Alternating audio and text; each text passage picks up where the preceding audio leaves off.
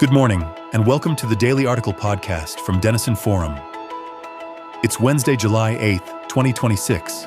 This is an automated reading of today's daily article authored by Dr. Jim Denison. Today's article is titled, President Trump Says Ceasefire with Iran is Over.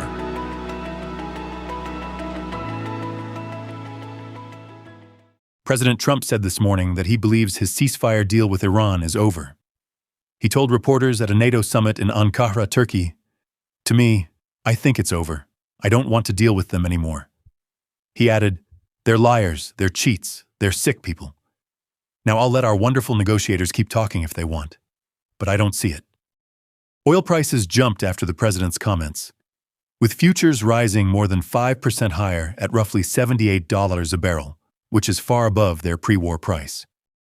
When I saw the breaking news, I did not want to write about it, for two reasons. One is that I'd like to focus on a topic that is more encouraging and relevant than a back-and-forth conflict that has been going on for months with no apparent end. The other is that I had no idea what I could say that I have not said about Iran and the Middle East over recent years. Then good news emerged in my mind that led me to today's article. To explain it, first I'll need to sketch the background for today's headline. Mr. Trump's remarks came after the U.S. and Iran traded blows, ignited by Iranian attacks on ships in the Strait of Hormuz in recent days. The U.S. military said it hit more than 80 targets primarily on Iran's coast along the Strait of Hormuz. Iran responded with strikes, launching ballistic missiles and drones at Bahrain and Kuwait, both of which host U.S. military bases. This is the latest in a war that began on February 28th when the U.S. and Israel struck Iran over concerns about their nuclear and missile programs. Strikes took out the country's top leadership, hitting military sites across the country.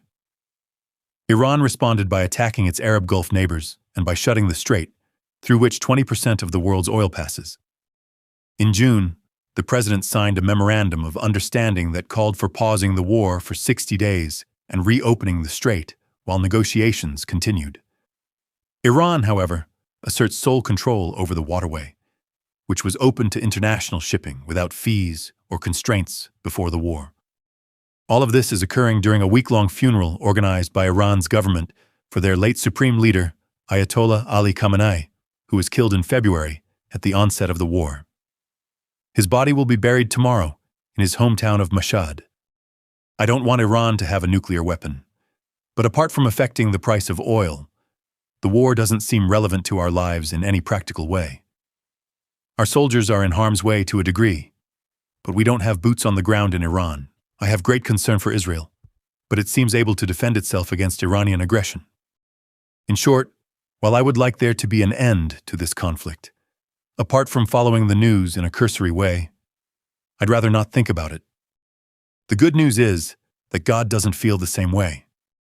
One of the many ways our Creator transcends His creation is with His present tense compassion for every single member of the human race, all 8.3 billion of us. The Lord who knows when a sparrow falls from the sky and has numbered the hairs on every head knows everything there is to know about every person who has ever lived and ever will. You and I may not be passionate about each of the 93 million people living in Iran, but He is. We may not think about those threatened by Iranian aggression in Bahrain and Kuwait, but He does. This is good news for them, of course, but it is also good news for us. Dr. Robert Sloan passed away suddenly on July the 4th at the age of 77. Dr. Sloan was my German professor in doctoral studies, the president of Houston Christian University, my alma mater, the former president of Baylor University, and a longtime friend. I was shocked by the news, as was everyone who heard it. His memorial service will be held this Friday on the HCU campus. Dr. Sloan was one of the most brilliant scholars I've ever known, and a person who cared deeply for his students and the schools he led. However, unless you knew him or are otherwise affected by his passing, you're probably wondering why I'm mentioning him this morning. The reason is that his story is your story. One day, perhaps today, you will need the compassion of a loving God in ways the rest of us may not know. Dr. Sloan's widow, Sue, and their 7 children and extended family are grieving today along with friends like me in ways you may not be. but you will one day be grieving in ways we are not. On that day, it will matter enormously that the same God who loves the Iranian people also loves you.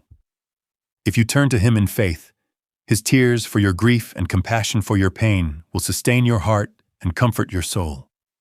His presence at your side as you journey through the valley of suffering will be your hope when all hope seems lost. This day may be that day for you. If not, that day will come, perhaps sooner than you imagine. Today is therefore a good day to thank your Father for being your Father and to love hurting people as he loves you. It is a good day to intercede for Dr. Sloan's family and for the millions of people in the Middle East directly affected by this ongoing conflict. Mother Teresa observed, "When you know how much God is in love with you, then you can only live your life radiating that love." Do you know how much God is in love with you today? Thank you for listening to the Daily Article Podcast. For links, scripture references, or to find out more about Denison Forum, visit us at denisonforum.org or click the link in today's show notes.